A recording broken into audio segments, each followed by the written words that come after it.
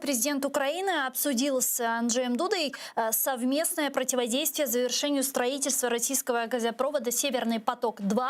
Вот что говорится в офисе президента. Давайте послушаем вместе. Цей проєкт, по суті, пастка для всієї Європи. Його не можна допустити. Подальше посилення санкцій проти цього проєкту – це гарантія енергетичної безпеки Європи.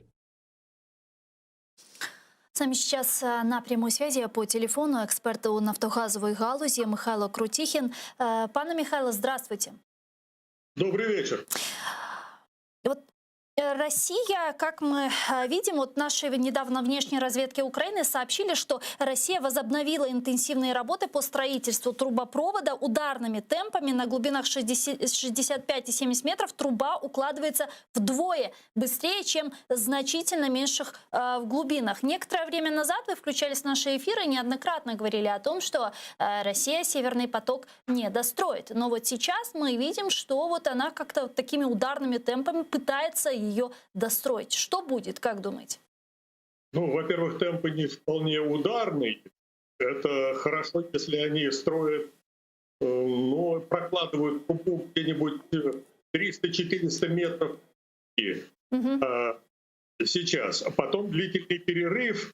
Но еще вопрос в том, где они все это делают. Они прокладывают ее на участке, который не соединен с востока с той трубой, что идет с российского берега, а на западе не соединен с германским берегом.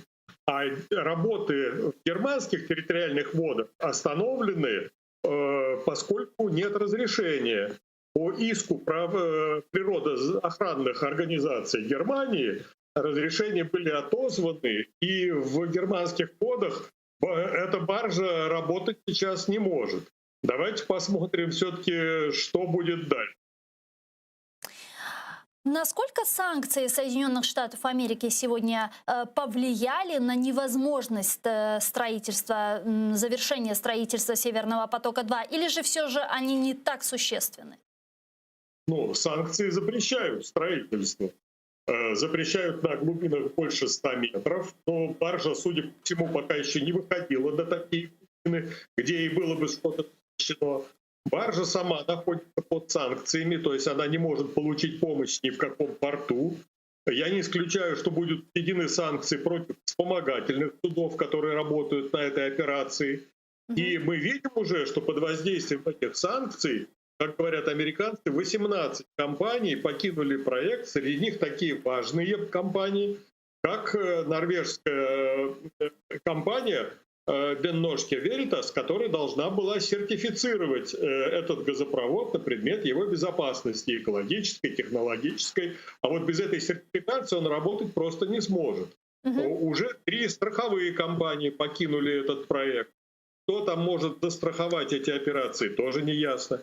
И вот теперь по последнему сообщению из проекта ушел один из финансистов, то есть германская компания Wintershall, которая, кстати, на 30% принадлежит российскому олигарху Фридману, она все-таки решила больше не инвестировать в этот проект и бросить свои деньги, которые уже были на это потрачены. А потратили они $730 миллионов, им осталось еще 220 миллионов положить, и они, судя по всему, поняли, что возврата этих денег им ждать не придется. Поскольку проект это, даже если там что-то проложит, какие-то трубы, он не заработает и прибыли инвесторам таким не дождаться. Насколько по «Газпрому» ударили санкции США? А вот есть ли какие-то цифры ущерба? Нет, по «Газпрому» все ничего не ударило. По «Газпрому» больше всего ударило решение строить этот газопровод. Поскольку «Газпром» в своей инвестиционной программе потратил несколько десятков миллиардов долларов для того, чтобы проложить новый газовый коридор Ямальского полуострова до Балтики и до Черного моря, и потом еще вложился сам 50% морского участка, это расходы «Газпрома». То есть это абсолютно невыгодный для них проект, для «Газпрома»? Разумеется, невыгодный. Во-первых, можно было бы вполне использовать газопроводы, которые прекрасно работают. Уренгой, Помары, Ужгород, например, которые идут в сторону западных потребителей российского газа и прекрасно могли бы дальше работать. Нет, было построено огромное количество труб было уложено в землю в новом коридоре, совершенно непонятно зачем. Причина только одна, чтобы обогатились компании, которые строили этот никому не нужный газовый коридор. То есть компании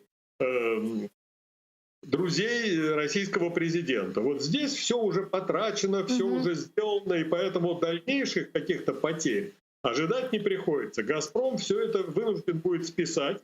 Это все было из его инвестиционной программы. А новых потерь «Газпрома» больше не предвидится, все деньги уже потрачены.